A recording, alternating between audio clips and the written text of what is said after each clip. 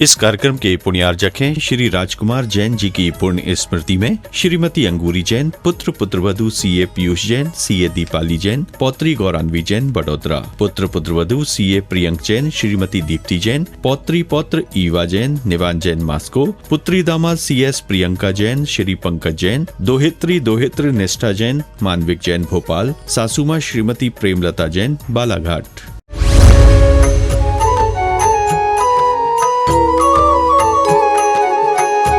प्रश्नोत्तर रत्न मालिका में एक क्रम बना हुआ है। आचार्य महाराज प्रश्न उठाते हैं और वही आचार्य महाराज स्वयं उत्तर देते हैं।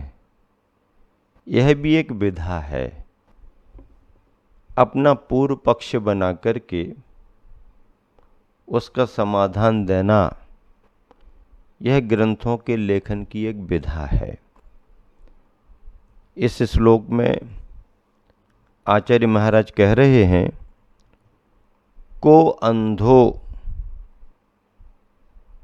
यो अकारी रतः,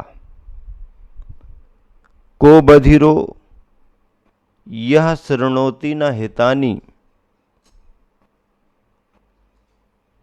को मूको यह काले प्रियाणि वक्तुम न जानाति। बहुत अच्छे तरीके से अंधे, बहरे और मूक की परिभाषा बताई है। अंधा कौन है, बहिरा कौन है और मूक यानी गूंगा कौन है। देखो, अंधपना होना भी एक कर्म का फल है। व्यक्ति के लिए कितना बड़ा पुण्य का योग रहा कि पंचेंद्रियपना मिला। पांचों इंद्रियों की परिपूर्णता उसने प्राप्त की। मन को भी प्राप्त कर लिया, लेकिन चक्षु इंद्रिय की प्राप्ति होने पर भी उसकी द्रव्येंद्रिय काम नहीं कर रही है, वह देख नहीं पा रहा है, तो ये भी कोई ना कोई अशुभ कर्म का योग है। आंख वाला होकर के भी अंधा होना। देखो, जिस जीव को आंख मिली ही नहीं तो उसकी तो बात ही क्या करना, लेकिन आंख तो मिली है, चक्षु इंद्रिय तो उसे प्राप्त है, अंदर से चक्षु इंद्रिय आवरण कर्म का क्षयोपशम भी है, लेकिन उसकी जो आंख की रचना हुई उसमें उपकरण उसके सही सही नहीं बन पाए।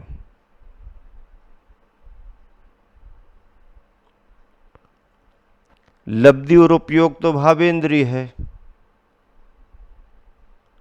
और द्रव्येंद्रिय में उपकरण बनते हैं। ये काम नहीं करते, इसलिए उसे अंधा माना जाता है। निर्वृत्ति और उपकरण ये द्रव्येंद्रिय में आते हैं। क्या? निर्वृत्ति और उपकरण। उपकरणी, उपकारक, सहयोगी पार्ट, ये द्रव्येंद्रिय में आते हैं। भावेंद्रिय में लब्धि और उपयोग आता है। द्रव्येंद्रिय में गड़बड़ी है, इसलिए आंख को पाकर के भी उसके पास देखने की क्षमता नहीं। अब आंख वाला होकर के भी अंधा कौन है? श्रोतेंद्रिय में, कान में सुनने की क्षमता है, फिर भी बहरा कौन है? बोलने वाला भी गूंगा कैसे माना जाता है? ये प्रश्न आचार्य महाराज ने उठाए हैं। उत्तर भी दिए। को अंधो, अंधा कौन है? तो कहा यो अकार्य रतः। अकारी में जो रत है वो अंधा माना गया। आंख वाला देख लेता है गड्ढा कहाँ है, बच करके चलो। आंख वाला देख लेता है यहाँ कांटे पड़े हैं, बच करके चलो। अब आंख वाला होकर के भी अगर कांटों पर चलता रहे, आंख वाला होकर के भी गड्ढे में पैर डाल दे, तो फिर आंख वाले और अंधे में कोई अंतर नहीं रहा, है ना। अंधा गड्ढे में गिर जाए तो कोई बड़ी बात नहीं है, क्योंकि वो तो कहीं भी धोखा खा सकता है। लेकिन आंख वाला यदि गड्ढे में गिर जाए और सूरज के उजाले में दिन में गड्ढे में गिर जाए, तो वो अंधे से भी बड़ा अंधा है। इसलिए आचार्य महाराज कह रहे हैं कि वास्तव में अंधा कौन है? जो अकार्य में रत है। अकारी का मतलब है निंद कार्यों में लगा हुआ है, जो तुम्हारे कुलाचार के योग्य नहीं है, तुम्हारी मर्यादा में जो नहीं है, ऐसे कार्यों में संलग्न होना अकार्य माना जाता है।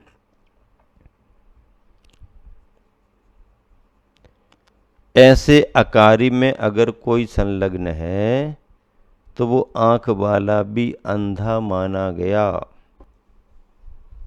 देखो, बुद्धि का प्राप्त होना अलग बात है और विवेक का प्राप्त होना अलग बात है। विवेक आ गया तो सब कुछ आ गया। बुद्धि आने पर भी विवेक आ जाए कोई जरूरी नहीं है। एक विचारक ने लिखा कि ये बात सही है कि पढ़ने से बुद्धि बढ़ जाती है। क्या ये बात सही है कि पढ़ने से बुद्धि बढ़ जाती है, लेकिन मूर्खता घट जाए ये जरूरी नहीं है। क्या कहा? क्या कहा उसने? पढ़ने से बुद्धि तो बढ़ सकती है, लेकिन मूर्खता घट जाए ये कोई जरूरी नहीं है। इसका मतलब पढ़ा लिखा आदमी भी मूर्ख बना रहता है। क्या? पढ़ा लिखा आदमी भी मूर्ख बना रहता है। और फिर भले ही पढ़ा लिखा ना हो, डिग्रियां उसके पास ना हो, बुद्धि का क्षयोपशम उतना ना हो, फिर भी अपने अनुभव के आधार पर विवेक पूर्वक कार्य करने से वह ज्ञानवान माना जाता है। क्या माना जाता है? ज्ञानवान माना जाता है। ज्ञानी बनने के लिए बहुत ज़्यादा पढ़ना जरूरी नहीं है। ज्ञानी बनने के लिए अपने आप को पढ़ना जरूरी है। क्या? ज्ञानी बनने के लिए अपने आप को पढ़ना जरूरी है। इष्टोपदेश ग्रंथ में पूज्यपाद स्वामी ने लिखा है, जीवोन्यः पुद्गलाश्चान्यः इत्यसौ तत्व संग्रह। ये तत्व का सार है। जीव जुदा है, पुद्गल जुदा है। ये जो कथन किया गया या कर दिया, यही तत्व का सार है। तत्व का सार कितना हुआ? जीव अलग है, पुद्गल अलग है। ये तत्व का सार हो गया। अब इसके आगे की जो भी कथा कहानी है वो इसी सार का विस्तार है। सार थोड़ा सा है, विस्तार बहुत ज्यादा है। करते जाओ विस्तार, करते जाओ, करते जाओ विस्तार।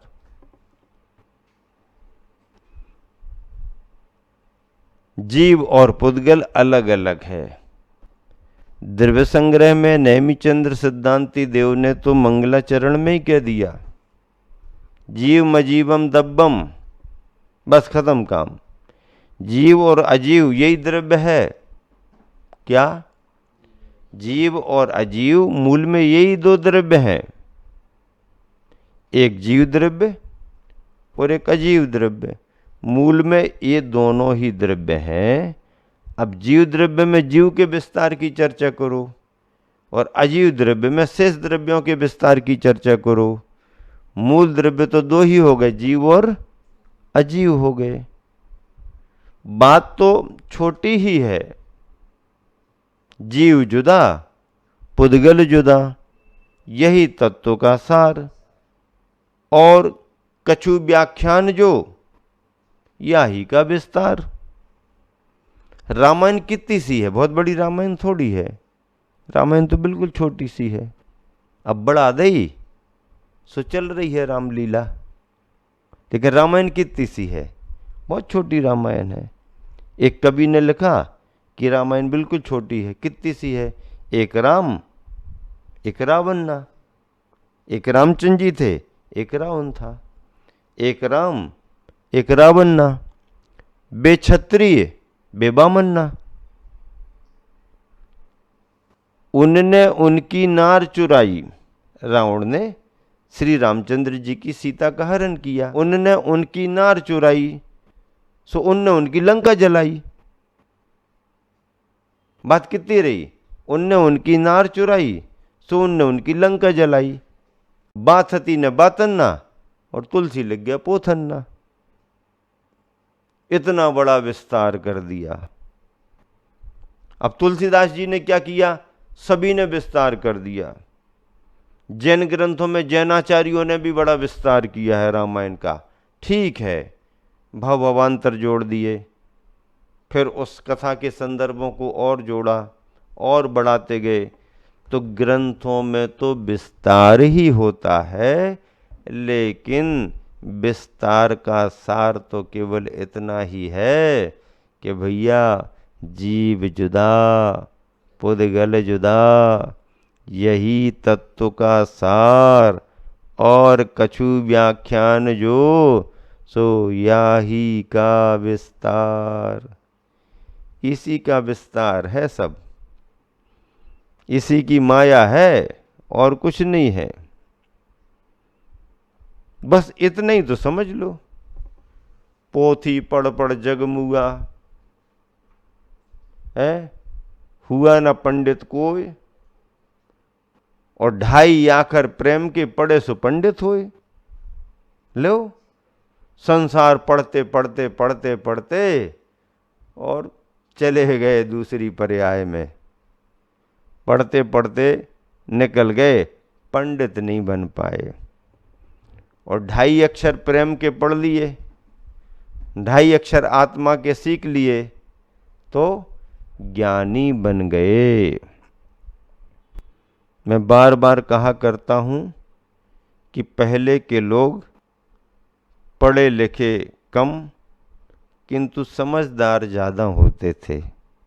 पहले के लोग पढ़े लिखे कम किंतु समझदार ज़्यादा होते थे।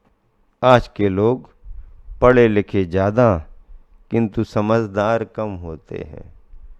डिग्रियों पर डिग्रियां, डिग्रियों पर डिग्रियां, डिग्रियों पर डिग्रियां सब चल रही हैं। देश से विदेश में, विदेश से विदेश में, और फिर अंत में लौट के बुद्धू घर को आए हैं, घूम फिर करके बुद्धू बन करके लौट आए। फिर कहने रहे भैया हमने पूरी दुनिया घूम ली, कहूँ न सुख संसार में, सब जगह देखो छान। तो छानने को गए काहे को थे? हैं, तुमको पहले ही से तो बताया जा रहा कि भैया दुनिया के चक्कर में मत फंसो, अपना काम करो। नहीं, हम तो विदेश में जाएंगे, हम तो वहाँ की यूनिवर्सिटी से डिग्री लेंगे, हम तो अपना एक्सपीरियंस बढ़ाएंगे। क्या बढ़ाएंगे? एक्सपीरियंस। क्या? हाँ, क्या बढ़ाएंगे? एक्सपीरियंस बढ़ाएंगे। यहाँ एक्सपीरियंस नहीं बढ़ रहा क्या? पुराने लोगों को अनुभव नहीं था क्या? जिनके पास डिग्री नहीं थी उनने अपना जीवन नहीं बिताया क्या? वो तो पुराने लोग थे, बैकवर्ड। क्या? बैकवर्ड थे। अब ये न्यू वर्ल्ड में जा रहे हैं, न्यू दुनिया में जा रहे हैं। बैकवर्ड से ये न्यू वर्ल्ड है। क्या है ये? New world. हाँ, नई दुनिया में जा रहे हैं। ठीक है भैया, हो आओ। माता पिता का जितना और जो कछु थो पूंजी कमाई और मिटा दी, अपने लगा दी, और लौट के बुद्धू घर को आ गए, आके बैठ गए।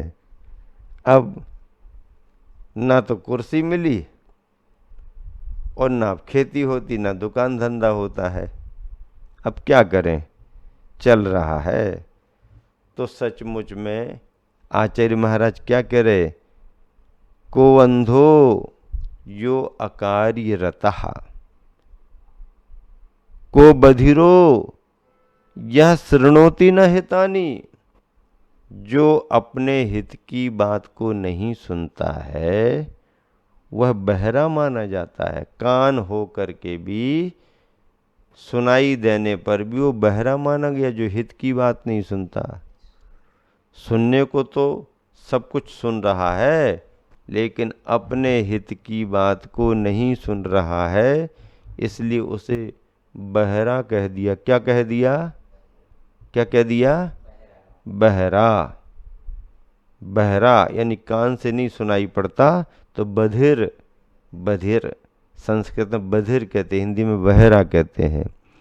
को मुँह को, मुँह कौन है? गूंगा कौन है? बोलने की क्षमता किसमें नहीं है? यह काले प्रियाणी वक्तुम ना जानाति। जो समय पर प्रिय वचन बोलना नहीं जानता, जो समय पर शुभ वचन, अच्छे वचन बोलना नहीं जानता। सुबह से उठे और अगर जय जिनेंद्र ना कहे तो उसको गूंगा ही समझो आप। गाना तो गा रहा है फिल्म के, लेकिन भगवान की स्तुति नहीं कर रहा। गूंगा ही है। पुण्य से मिल गई, वाणी से मिल गई, आगे कुछ मिलने वाली नहीं है। शक्ति का दुरुपयोग कर रहा है। जय जिनेंद्र, जोहार करो। भारतीय संस्कृति के शुभ शब्दों का उच्चारण करो। सुप्रभातम, सुप्रभातम। हाँ, नमस्कार हो, शुभ प्रभात हो, जय जिनेंद्र, जोहार, राम राम बोलो ना। क्या बात हो गई? शुभ वचन बोलना अच्छा माना जाता है। और अगर किसी से हम प्रिय वचन नहीं बोल पा रहे हैं, कटु कड़वे शब्दों का प्रयोग करते हैं, तो हम गूंगा ही हैं। समय पर अगर अच्छे वचन नहीं बोल पाए तो गूंगा है। दोनों ही से परेशानी होती है। योग्य व्यक्ति समय पर ना बोले तो अच्छा नहीं माना जाता, और अयोग्य व्यक्ति बार बार बीच बीच में बोले है वो भी अच्छा नहीं माना जाता। तो इसलिए कहो मुँह को या काले प्रियाणी वक्तुम ना जानाति।